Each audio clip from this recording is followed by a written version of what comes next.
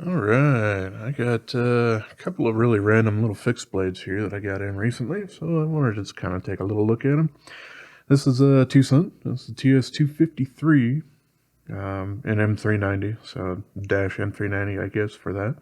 It's got their standard kind of a hard plasticky sheath, definitely not Kydex or anything like that, but still pretty darn sturdy. And I mentioned that for a little bit later, but yeah, as you can see from here, we have a very kind of a strange and very, very tiny little blade. This is a night morning design, as I'd said. It's an M390, and this is kind of a compound grind, clippy kind of thing. However, it is very small. We got it's under 2.5 inches for the blade. Well, overall, we got less than 5 inches. And yeah, this is basically a 2-finger knife for me. You know, I've had quite a few others from TwoSun and these kind of smaller knives. And the really, really small ones like these ones, I don't quite understand myself.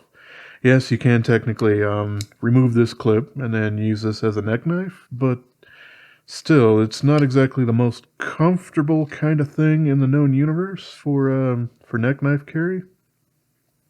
So there's that. This one has a couple of little manufacturing things right there. That's easy enough to probably cut off. Yeah. The knife itself is pretty darn sharp, and it's a fixed blade. And this doesn't exactly have the most slicey profile, which is interesting because it is hollow ground, so that does help a little bit, but it still does feel very nice and stocky right behind that secondary bevel there. So ground a little bit more for hard use, which is a little interesting. I don't know. Not quite sure what I would end up using this for, but it was interesting nonetheless. We got their standard brown Meh-carta going on here.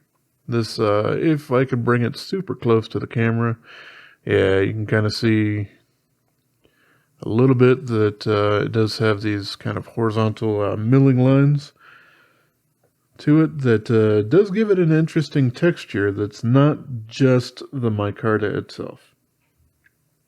It's still their funky looking and feeling kind of burlapish Meh-carta, but hey, there you go.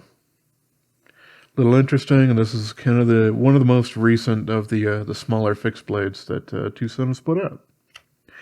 The other one I got in is the CJRB Silax. This one is the murdered out version, and it wasn't exactly the colorway that I would technically prefer, but the tan one was sold out virtually everywhere, and this one was actually a little bit cheaper listed on Smoky Mountain Knife Works, so I picked it up from there.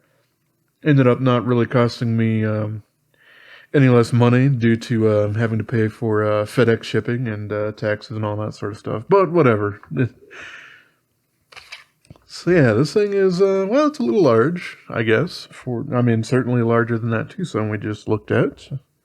And that was something that I was excited about. We have pretty much a 5-inch knife right here. And this is in their AR-RPM9 Steel. And if you're not familiar with it, I have talked about it on my channel a bit ago when I was doing some cut testing with the RIAs that were the initial knife that came out with this stuff. It is essentially a powderized version of 9CR18 MOV, which is kind of interesting when I think about it, because there was a powderized version of 440C that Crucible had made in the past. It was back in the 80s. They called it S60V. You know, it was long before S30V and 90 and 110 and all that were made. So I don't know exactly why they came up with that particular name.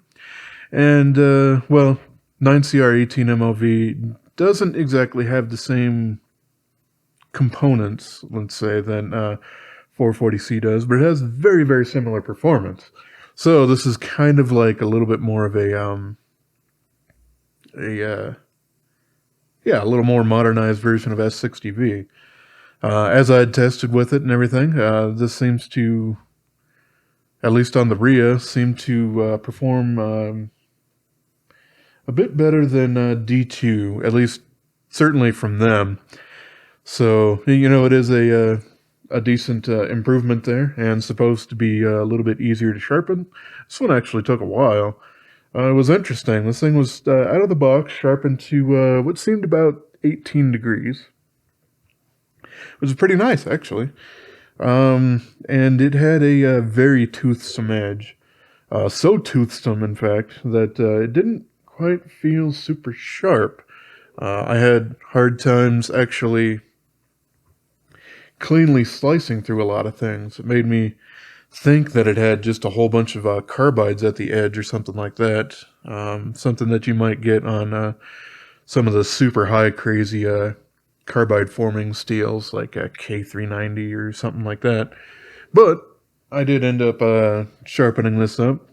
It's at 17 degrees now, and yeah, I've polished my edge and all that sort of good stuff. And I really do like this thing quite a bit. It's very thin, which is interesting.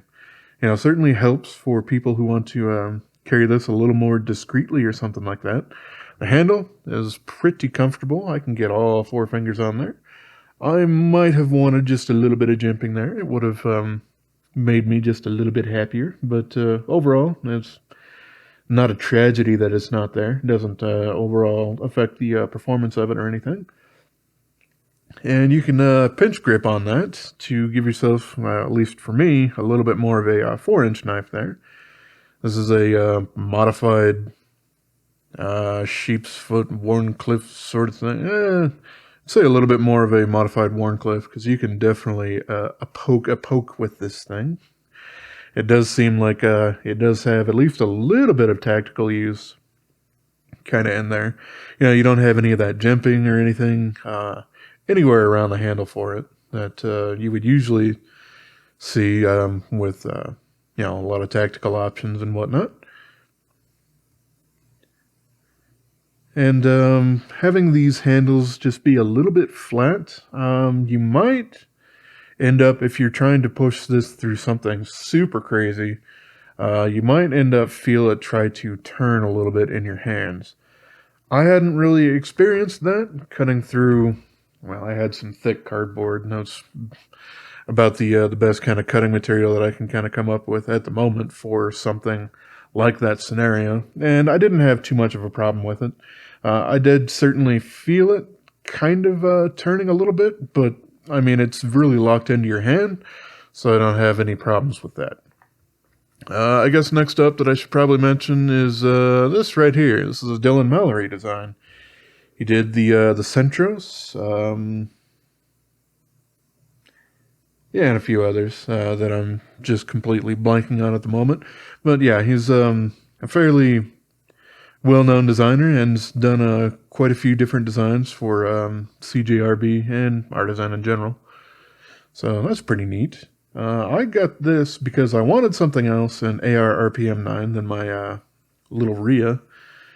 And this thing is kind of a larger-ish fixed blade sort of thing at 5 inches, which is right around where I would think would be practical for me having these larger hands to have a knife that's a fixed blade that could easily be carried rather than, you know, doing something crazy like putting something on your belt like I've done with some of my Muelas or, even the K-Bar Mark II combat knife and all that sort of stuff. They're very conspicuous, if you would say that. This one is a little interesting, though. It does come with a plastic sheath here. Comes with a cord already attached in case you want to wear that as a neck knife.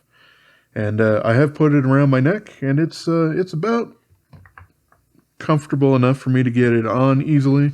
Getting it off is less than graceful for me because it's just not quite long enough. But hey, your neck size and all that will probably vary a lot.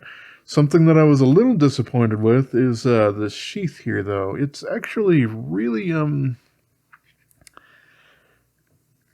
flimsy is probably, I guess, kind of one word that I would use for it. Just kind of feels cheap and whatnot. You know, the way that TwoSun ends up doing these things, they are quite a bit stronger plastic that they end up using, and they just feel a lot more rugged. So that is a little unfortunate for here. And the retention on it is fairly loose. I'm used to, I guess, for a lot of these kind of larger knives, used to the Secure X sheath that Cold Steel uses that are very, very secure. Like, you have to really want to open that thing. This thing, well, I don't think it would probably fall out on you if you carried it as a neck knife. It would be something that would be constantly on my mind, so probably not my favorite way to be able to carry this darn thing. But that is the sheath, and the knife itself is fantastic in a lot of different ways. You know, we got 3 different Chicago-style screw sort of things here, so I guess if you did want to remove these G10 handles and do something else on there, then you can. I don't know what the coating is on this.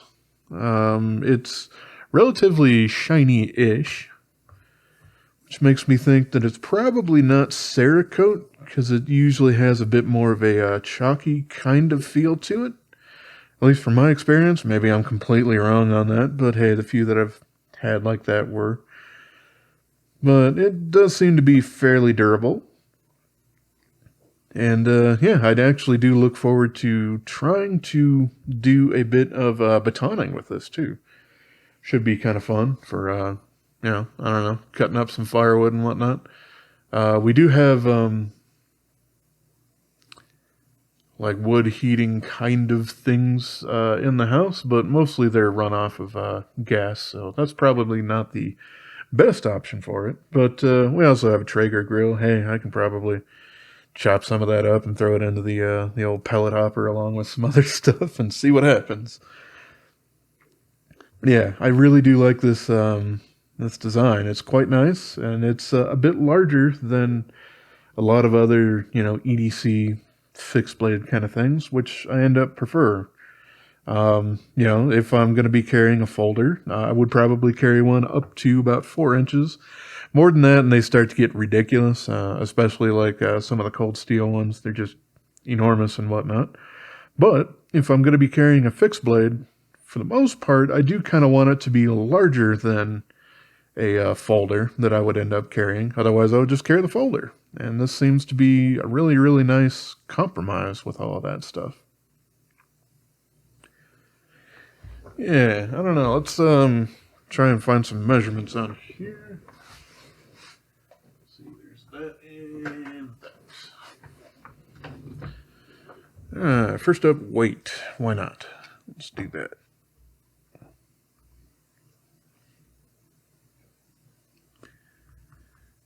That was already on ounces. Oh, well. Yeah, we got 4.67 ounces. Or 5.78 with a sheath. Or about 164 grams with the sheath. Or about 133 without it. So that's pretty good.